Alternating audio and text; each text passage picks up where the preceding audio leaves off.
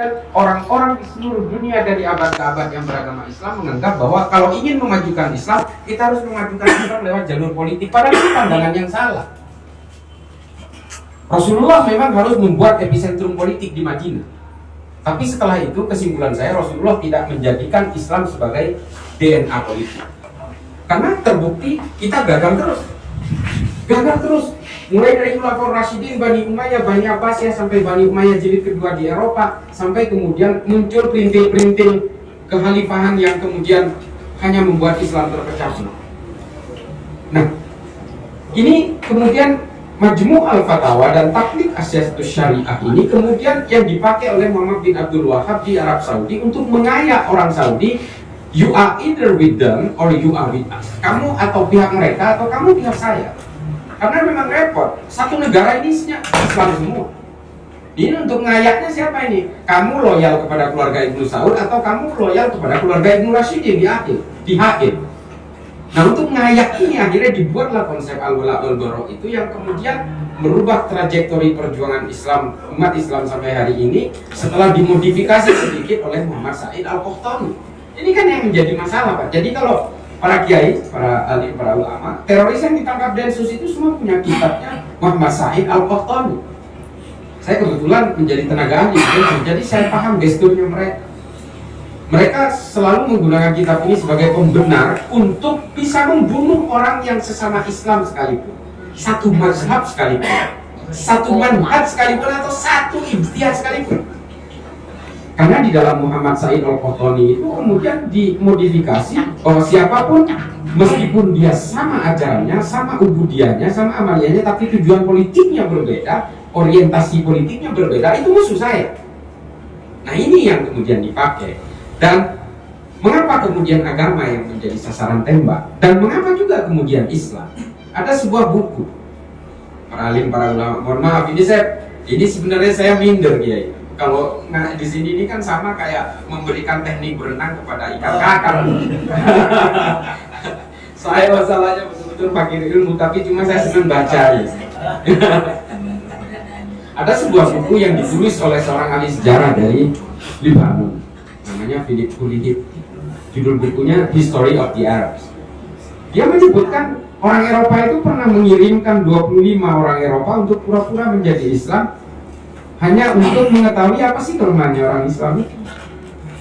Nah, ini diterangkan, salah satunya yang diturunkan ke Indonesia itu namanya Snooker Groves.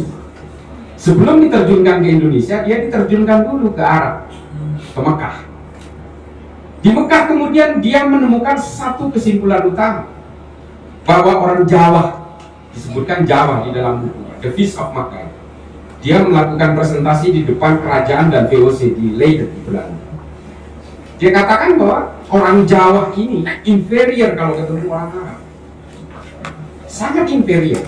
Bahkan ada dua siswa yang pintar, kata perguruannya di Arab itu, satu namanya Zainal Abidin dari Sumbawa, yang satu lagi bernama Abu Bakar Jaya Diningrat. Dua orang Jawa ya.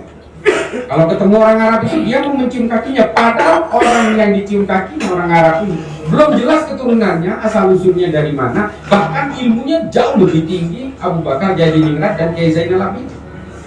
Ini temuannya kemudian setelah seluruh World-nya dikembalikan ke Indonesia, di Aceh, lalu membuat satu masukan kepada VOC bahwa kita harus mendatangkan orang Arab sebanyak mungkin.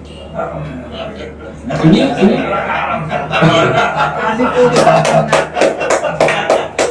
nah, ini kemudian yang memang ada beberapa kelompok Arab yang didatangkan dari Gujarat dan dari Hadramut ini, kemudian ada yang kemudian betul-betul berjuang untuk Islam yang berbasis tasawuf, ada juga kemudian yang lebih memihak kepada Belanda.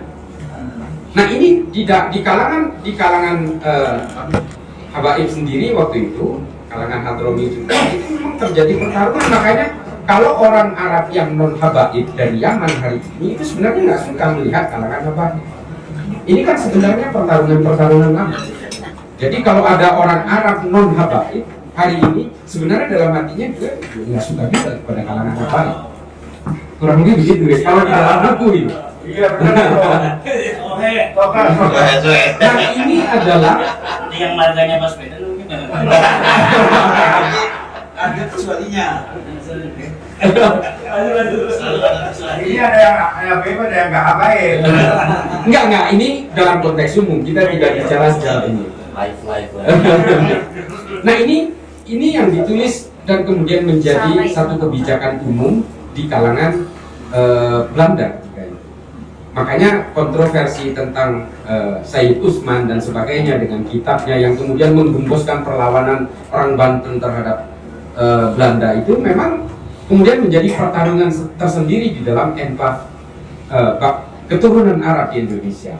Nah ini kemudian ini saya cerita tentang Snooker-nya. Tapi 25 orang ini kemudian memberi masukan secara bersamaan kepada kepentingan Eropa bahwa kalau kalian ingin menghancurkan Islam dan memecah belah orang Islam, apa? Berikan mereka itu dengan mimpi-mimpi politik. Kalau sudah dengan mimpi politik, mereka punya sejarah nggak nyaman. Mereka saling tikam sesama orang Islam, mereka akan berperang sesama orang Islam. Dan ini dipakai. Kemudian datanglah Lawrence MI6 ke Saudi Arabia untuk mengakselerasi perlawanan dari keluarga Ibnu Saud kepada Kekaisaran Utsmani. Dan bagaimana caranya menghancurkan pesaing keluarga Ibnu Saud yang bernama Ibnu Rashidin yang seorang duliyah Rasulullah, kemudian harus terusir di Yordania. Dan orang-orang yang kemudian menjadi pendukungnya Ibnu Rashidin kemudian terusir juga ke Suriah dan sebagainya, ke Irak. Nah ini menjadi gambaran besar kepada kita hari ini bahwa mengapa saya selalu menolak politisasi agama, karena saya punya keyakinan bahwa yang memecah belah agama apapun itu politik. Kita sebenarnya diajari orang Kristen. Orang Kristen terlibat perang 30 tahun dengan sesama orang Kristen dan membunuh 8 juta orang di Eropa 30 tahun. Tapi mereka selesai. Makanya kalau hari ini orang Katolik dan orang Protestan meskipun sebenarnya dia punya sejarah permusuhan, tapi tidak pernah saling bantai, tidak pernah saling tebas hari ini, tidak saling bom gereja seperti kita dengan Syiah misalnya. Ini karena mereka punya perjanjian namanya Westphalia Agreement dan Peace of Prague, dan mereka terikat dengan perjanjian ini. Nah ini yang tidak kita punya. Yang tidak kita punya adalah perjanjian damai di antara semua firqah-firqah yang tadinya dipecah belah oleh kepentingan politik. Nah, kepentingan politik inilah yang dijejalkan berupa daulah kepada Ikhwanul Muslimin, daulah kepada Hizbut Tahrir, daulah Islam kepada gerakan-gerakan Wahabi internasional. Ini kemudian yang diberi beban kepada mereka dan diakselerasi oleh kekuatan-kekuatan dan operasi intelijen barat. Dan bagaimana kita harus belajar bahwa meskipun Hasan al-Banna itu adalah orang-orang yang berbasis tasawuf dan Ahlussunnah wal Jamaah, kemudian berubah menjadi Wahabi, ini kan dibelokkan oleh Said Qutb. Setelah Said Qutb pergi ke Amerika sekolah di Colorado 2 tahun, dia kemudian kembali, ditangkap oleh Gamal Abdul Nasser, di penjara dia membuat 2 kitab, satu kitab terjemahan Quran namanya Fitilalil Quran, yang kedua adalah Ma'alim Fitorik. Ma'alim Fitorik inilah yang merubah arah perjuangan seluruh umat Islam di seluruh dunia hari ini, bahwa mereka meyakini kalau ingin menghomogenkan seluruh dunia ini beragama Islam dan ingin juga menjayakan Islam harus lewat jalur politik dengan cita-cita pan-Islamisme. Nah ini yang kemudian menjadi racun di dalam kehidupan dunia kita, bahwa kita harus mewujudkan daulah khilafah Islamiyah dan sebagainya. Ini sebenarnya proyek barat. Belum kita berbicara tentang Tan Malaka. Gerakan Tan Malaka ketika kuliah di Belanda, dia mengalami tekanan-tekanan politik dan ekonomi di sana, kemudian dia lari ke Lenin di Moskow bersama Ho Chi Minh dan juga Roy dari India dan beberapa pemimpin para siswa dari Cina dan sebagainya, datang ke Lenin, mengusulkan ke Lenin, kamu kalau ingin menguasai dunia dengan cita-cita komunismenya, kamu harus bisa merangkul orang Islam di Asia. Karena epicentrum dunia ini bukan lagi Eropa, kelak akan menjadi epicentrum itu adalah Asia. Tapi Lenin tidak mau. Lenin tidak mau, lalu kemudian bergeser ke Cina, revolusi kebudayaan. Nah ini yang ingin saya sampaikan. Ajaran-ajaran untuk menggabungkan ajaran komunis dengan agama ini kemudian menjadi pakem utama dari berbagai gerakan-gerakan pemecah belahan dalam Islam yang dilakukan oleh Barat. Saya memang sekolah di Amerika, tapi saya paling anti dengan gerakan-gerakan mereka ketika ingin memecah belah Islam. Makanya saya kadang-kadang ya kesel sendiri. kesal sendiri kalau dikatakan Islam itu liberal. Tapi saya nggak apa-apa. Syekh Abdul Ghani An-Nabulsi itu sampai wafat pun masih di stigma Syiah. Sampai wafat. Padahal isi kitabnya itu betul-betul Ahlussunnah wal Jamaah. Hanya karena dia menghalalkan rokok saja, dia dituduh Syiah.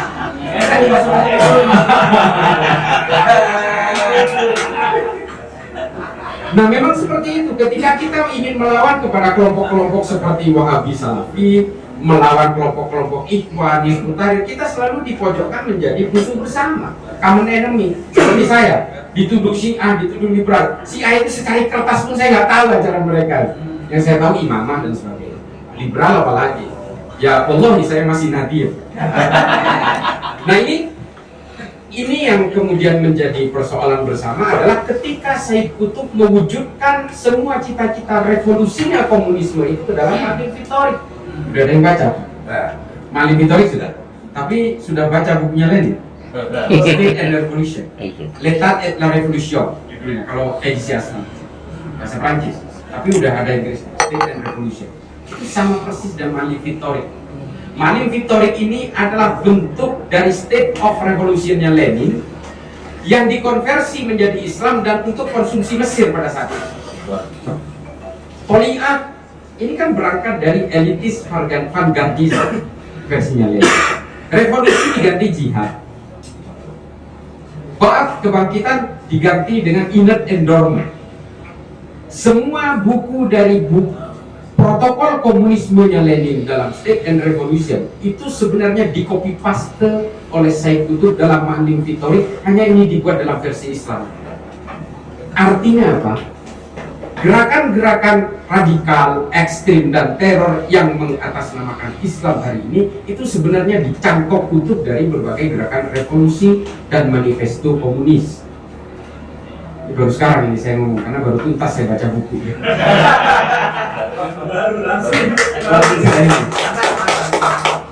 Kita bisa perhatikan secara detail. Toliat ini kan elitis vanguardisme. Revolusi akhlak ada juga di dalam Malin Vittorik. Dan orang jahiliyah, orang-orang yang dianggap jahiliyah yang harus kemudian dilakukan pembaharuan ini, Ba'ath kebangkitan dan sebagainya, itu sama konsepnya seperti ketika Lenin merancang gerakan revolusi Bolshevik, sama persis. Toliat itu juga diawali di revolusi Bolshevik. Elitis vanguardisme itu hanya dimulai dari 6 orang pemikir komunis yang kemudian melakukan revolusi di Petrograd. Nah ini juga ingin dilakukan oleh Malin Vittorik. Said Qutb ingin mulai revolusi itu di Mesir untuk melakukan pemberontakan terhadap Presiden Gamal Abdul Nasser. Tapi kemudian yang tadinya buat konsumsi Mesir kemudian dipakai oleh berbagai konsep-konsep dasar pemikiran terorisme yang mengatasnamakan Islam, mulai dari Muhammad Al-Maqdisi, Ayman Al-Zawahiri dan sebagainya, termasuk Osama bin Laden. Ini semua mengacu kepada Malin Vittorik. Malin Vittorik mengacu kepada Al-Wala wal-Bara, versinya Muhammad Said Al-Qahtani. Muhammad Said Al-Qahtani juga merunut kepada Majmu' Al-Fatawanya dari Ibnu Taimiyah. Jadi sangat radikalisme ini betul-betul turun. Nah ini kemudian yang dipakai oleh kelompok Wahabi Salafi ini untuk melakukan giroh-giroh militansi mengatasnamakan Islam. Nah oleh karena itu, kalau yang bagian terakhir, kalau kita berbicara politik kita hari ini, politisasi agama itu sudah berkembang sejak lama, mulai dari 2014-2019. Jangankan sesama Islam yang tidak mengkafirkan, suami istri pun bisa cerai gara-gara politik. Angka perceraian dari pemilu 2014 sampai hari ini gara-gara beda pilihan politik itu 1321, bisa diulik. Tidak ada. Datanya ada. Yang satu milih Jokowi, yang suaminya milih Prabowo. Nah, mengapa sampai bisa begitu? Mengapa kelompok-kelompok politik ini selalu menarik untuk menjadikan agama sebagai tunggangan? Agama apa? Karena satu, agama ini berbasis dogma. Oh ini makanan empuk buat politik. Karena politik ingin membangun ideologi dogma di dalam partai-partai politik dan berbagai harokah-harokah siasah mereka ini mati-matian. Nemu agama yang sudah ada dogmanya di dalam. Lalu kemudian apa? Dogma ini ditempelkan kepada kepentingan politik, maka semua kemudian orang menganggap bahwa kalau mendukung dia berarti saya mendukung agama. Ini bukan hanya terjadi di Islam, di pemilu atau di pilkada 2017 ini terjadi di Viktor Orban di Hongaria, Jair Bolsonaro di Brasil, Vicente Fox di Meksiko, dan juga Donald Trump di Amerika, menggunakan kelompok-kelompok Katolik, Protestan, dan Evangelis. Praktek-praktek ini menjadi tren belakangan ini karena ini memang murah dan instan. Nah ini juga akan berlaku di 2024, apalagi nanti ada 100 tahun tumbangnya khilafah 1924. Lalu dihubungkan dengan hadis yang mengatakan dalam 100 tahun akan lahir seorang mujahid. Nah ini calon presidennya bisa jadi ini dianggap sebagai mujahid. Nah tajdid itu akan dipakai. Saya meyakini. Nah ini politisasi agama ini kemudian tidak akan bisa dibendung karena memang ini adalah bagian dari kebebasan demokrasi. Mereka mengharamkan demokrasi tapi memanfaatkan kebaikan-kebaikan demokrasi. Ini biasa. Nah, kemudian yang kedua adalah kenapa politik ini sangat tertarik terhadap agama? Karena ada kemartiran di sini. Kalau orang yang memperjuangkan agama, maka dia akan otomatis masuk surga. Syahid. Kemartiran juga, martirdom itu di dalam Kristen juga ada, dan di Hindu dan di Buddha semua. Yang ketiga adalah messianic belief. Messianic belief ini adalah nubuat akhir zaman. Nanti menjelang hari kiamat hanya agama kita yang akan menguasai bumi. Ini seperti itu. Dan semua agama punya ini. Makanya politisasi agama ini bukan hanya dilakukan oleh orang-orang yang menunggangi Islam, tapi juga Bharatiya Janata di India menunggangi Hindu. Kelompok Asim Biratu di Myanmar menunggangi Buddha, sehingga yang musir-musir orang Rohingya itu orang Buddha. Terorisnya juga Buddha. Hindu juga menjadi teroris di India. Di Jerman orang Protestan juga menjadi teroris lewat Baader-Meinhof. Kelompok-kelompok FARC, White Supremacy, Ku Klux Klan di Amerika juga mengatasnamakan Kristen. Makanya terorisme itu nggak ada agamanya. Nah ini, jadi ini kemudian berlaku di kita hari ini. Kenapa politisasi agama ini menurut saya, ini mohon maaf, terlepas dari menurut para alim, para ulama di sini menganggap bahwa ini ada maslahat atau ini ada mudarat, tapi memang setiap politisasi agama itu akan berujung kepada penghalalan setiap kejahatan. Secara historik kita bisa buktikan itu. Setiap kejahatan yang mengatasnamakan agama akan terlihat terhormat. Nah ini kemudian yang menjadi pakem dari kelompok-kelompok pengusung partai politik di negara manapun, wabil khusus Indonesia yang menunggangi Islam ini pasti akan menggunakan kendaraan-kendaraan agama sebagai alat untuk menjaring kekuatan-kekuatan elektoral. Nah ini kalau kita meyakini bahwa politik ini memporak-porandakan agama dan mudarat bagi agama kita, ya harus kita lawan. Tidak ada pilihan lain. Yang paling terakhir, saya lebih setuju dengan berbagai pemikiran-pemikiran baik dari pemikiran orang non-Islam dan juga orang Islam sendiri. Banyak sekali literatur yang bisa kita baca, baik mulai dari tokoh postmodernisme yang kadang-kadang kita tuduh liberal seperti Fazlur Rahman, dan juga pemikiran-pemikiran intuitifnya Muhammad Iqbal dan sebagainya, bahwa yang memajukan Islam ini hanya ilmu pengetahuan, gak ada lagi. Secara historik dan empirik sudah terbukti, hanya ilmu pengetahuan. Nah ini yang harus kita gelorakan. Para kiai, mohon maaf. Kalau dalam politik kita selalu gagal, maka memang yang menjadi formula paling pas itu adalah ilmu pengetahuan. Karena di ilmu pengetahuan itulah warisan Nabi ini bisa terjaga. Satu akhlak, satu rahmat. Dua-duanya itu bisa digandeng dengan ilmu pengetahuan. Kita melahirkan Ibnu Sina, melahirkan Jabir Ibnu Hayyan, bapak kimia modern, menciptakan teori oksidasi dan fermentasi. Coba bayangkan. Dan kita anatomi tubuh manusia yang dipakai oleh kedokteran hari ini adalah pemikiran Ibnu Sina. Ibnu Sina juga yang mengukur jarak bulan dan matahari tanpa alat, yang kemudian sangat presisi dengan penemuan dari Magellan, Marco Polo dan sebagainya. Terbukti nggak pakai alat. Nah, ada juga pemikiran-pemikiran Islam pada zaman abad pertengahan yang kemudian menjayakan Islam. Dan ketika Islam itu berjaya dalam ilmu pengetahuan, Islam itu tidak mengenal lintas kesukuan dan tidak mengenal lintas agama. Melebur semua menjadi satu di Baitul Hikmah di Baghdad. Makanya Baghdad itu adalah New Yorknya hari ini. Iya ya, ada dua periode. Ada zaman Al-Rasyid. Nah, ini kemudian menjadi trigger bagi kita bahwa Islam itu pernah berkontribusi penuh terhadap peradaban manusia ketika berkenalan dengan ilmu pengetahuan. Jaga jarak dalam prokes. Prokes kemarin pandemi itu jaga jarak itu dirumuskan dua orang. Satu pendeta Kristen namanya Al-Ibli, yang kedua adalah ahli kedokteran Islam namanya An-Nawawi. Dia merumuskan itu, diterbitkan dalam jurnal ilmu pengetahuan pertama di dunia itu Islam yang bikin, namanya Akhbari Wabula. Jurnal ilmiah pertama di dunia itu dibuat di Baghdad oleh orang Islam, pemerintahan Islam.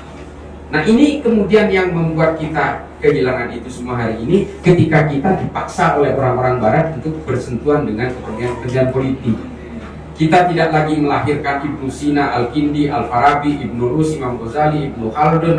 Kita tidak lagi melahirkan itu semua. Yang kita lahirkan hari ini adalah Osama bin Laden 212 Rizik Syihab, itu yang kita lahirkan. Yang kita lahir Aiman Al-Zawahiri, Abu Bakar Al-Baghdadi.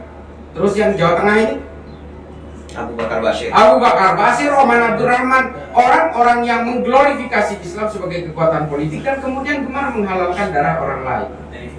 Nah ini kemudian yang melahirkan literatur-literatur Islam yang juga mengajarkan orang Islam untuk berbuat brutal dan selalu mendekat kepada aksi-aksi kekerasan. Kalau kita baca Idarat atau Wakusnya Abu Bakar Naji, kejam sekali. Islam itu nggak ada menarik-menarik.